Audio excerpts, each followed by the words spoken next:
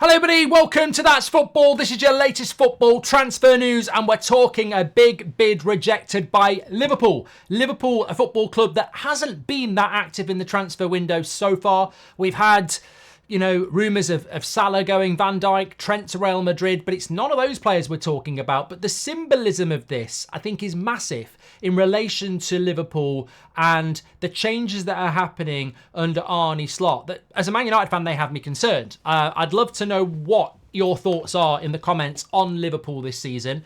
We've spoken about Arsenal yesterday. Obviously, Man City will be the favourites. There's the pretenders like Manchester United, Chelsea, Newcastle, Spurs and Villa. But Liverpool were third last year. Where do Liverpool fit in this season in relation to the Premier League? Because I have a theory that they're a very, very dangerous animal in this race, if everybody was an animal.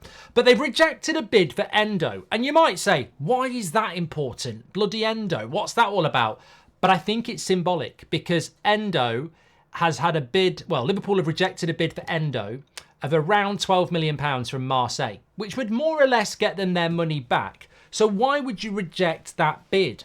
And I think it's, as I say, quite symbolic of what Liverpool are looking to do. And if you watched or saw the highlights or had any inclination of what happened when Liverpool played Betis in their pre-season game on Friday night, this double pivot that Arne Slot loves is absolutely fundamental to the way they want to play. And Endo played in that game. I think he played next to Curtis Jones. And it's so important to the way that Arne Slot wants to play. Now, obviously, they have got other options in there. Curtis Jones, we've mentioned. Alexi McAllister.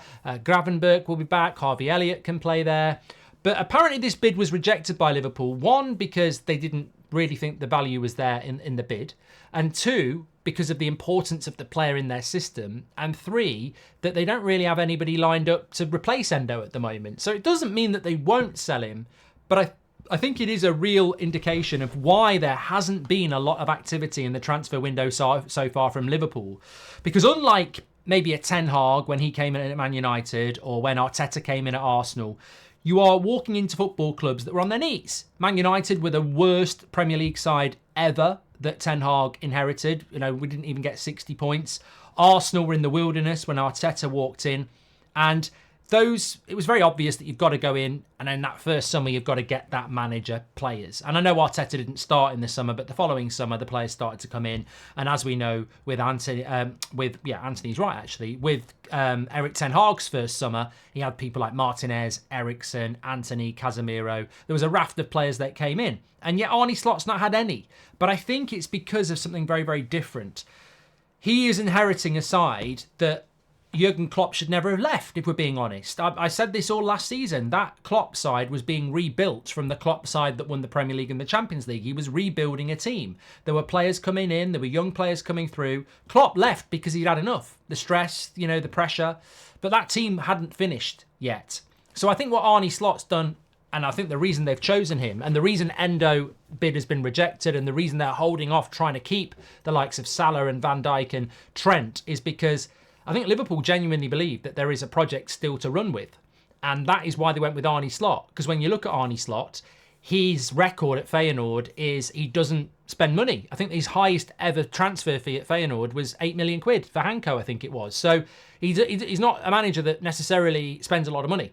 And that might be music to Liverpool's owners' ears. But does that team need money spending on it as well? And that's what I mean. If you bring in a Mourinho, who was never going to take the Liverpool job, but if you bring in a manager that, wants signings, they want their own people, that could be very destructive to what Liverpool are trying to do. Jurgen Klopp went for the right reasons, but in relation to that team, the project wasn't over. So you don't want a manager to come in and go, well, that's not my project. I want to bring my own players in. You want a manager to come in and actually try and bring you some continuity and momentum with a squad that is still very young and still got a lot to learn. And I think that is why, at the moment, Liverpool are holding back on bids and rejecting them and also not bringing players in.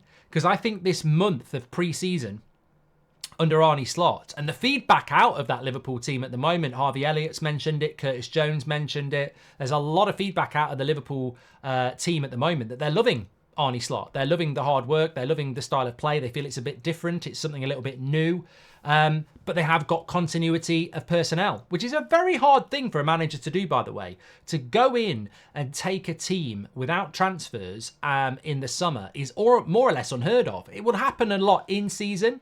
You know, Jurgen Klopp came in season, didn't he? Arteta, we mentioned, came in season. You're not really going to do a lot of transfers then.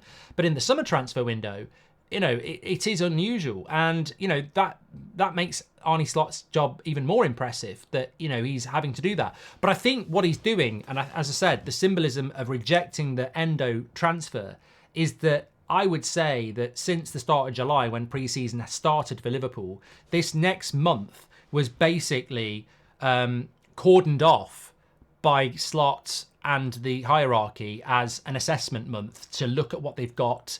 And that is probably why in August you might see some activity from Liverpool in relation to sales and purchases, because at the end of this month, when they're back from the US tour, which I think they're back middle of this week actually, or later on in this week, I think the conversations will be then, right, these players are the right players. I think we could do with some strengthening here, and that is why I think Liverpool will be active in August.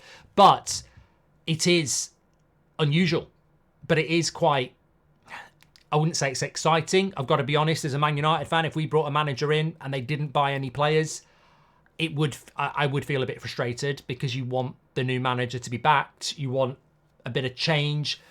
But from an outsider looking in, I actually think it might not do Liverpool any harm, because I look at that defence, midfield, attack. They already have got a lot of options. Liverpool's big problem last year was Klopp leaving too soon and an injury crisis that was up there with the likes of Newcastle, Chelsea, Man United and Brighton. So if they can avoid the injuries, they've got a good squad.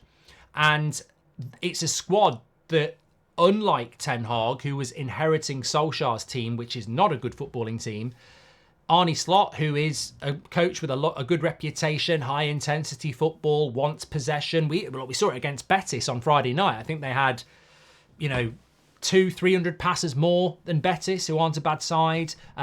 Lots of possession, lots of chance creation, and I think that it's a seamless transition from Klopp to Slot, more than it was from Solskjaer to Ten Hag. And look, to be fair, Ten Hag is still suffering the price of a board that won't remove and dismantle a Solskjaer team. We've still got a lot of players that can't play the way that Ten Hag wants to play. That is not something that Arne Slot's got. He's got a team that can play high pressing football. So he maybe doesn't need to buy players. He maybe doesn't need to sell players. Which would be weird, because they're not Man City. It's not like, a team that's winning the league. But I think it's going to go one or two ways with Slot. I really do. I think it's going to go really, really well, really, really quick. Or it's going to be, teething problems, and maybe they should have bought players in the summer. So it's a brave Liverpool. It's a new Liverpool.